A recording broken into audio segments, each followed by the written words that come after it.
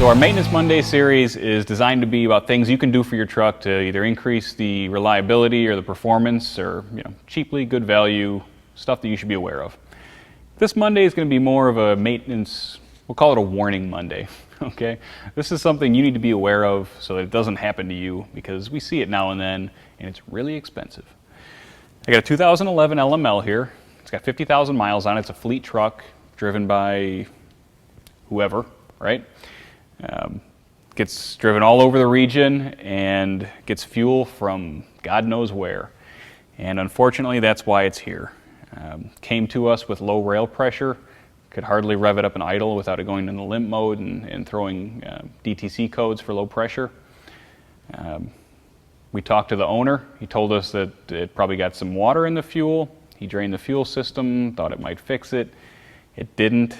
Unfortunately, once we started taking lines off and checking out the pump and injectors, just taking the lines off and looking inside of them, we started to see a lot of things that really shouldn't be there.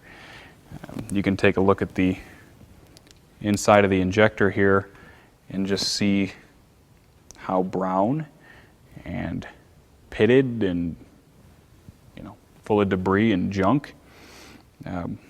Once that water rusts the surface and you get that corrosion and you get debris, those surfaces aren't allowed to seal anymore. And when you're running a system at 30,000 psi, any mating surface that isn't sealing anymore, any machine surface like that, is going to leak fuel and it's going to come out the returns. And when that fuel goes out the returns, it's not going into the engine. And that's when you get low fuel pressure. What this means is that we got to drop the tank, flush the whole tank. We looked at the low side fuel lines. They all have debris in them. They look like hell. We got to replace the low side fuel lines, replace the CP4 pump. I'm sure the bores in this pump have been destroyed, and it's probably pushed a lot of debris through the high pressure fuel system. The injection lines, we don't know what's inside them, so we have to replace those as well. The fuel rail we pulled off the truck. Again, same deal,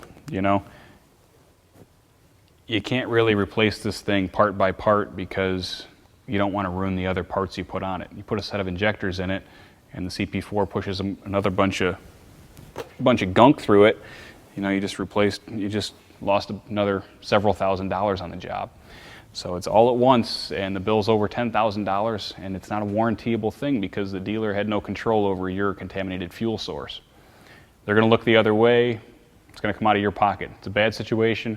Keep an eye on where you get your fuel. Make sure you get it from a reputable source. If you get any indications you have water in your fuel, take action. Do not let the truck sit. Drop the fuel. Get it to someone who can take care of it. I'm Nick. Thanks for watching.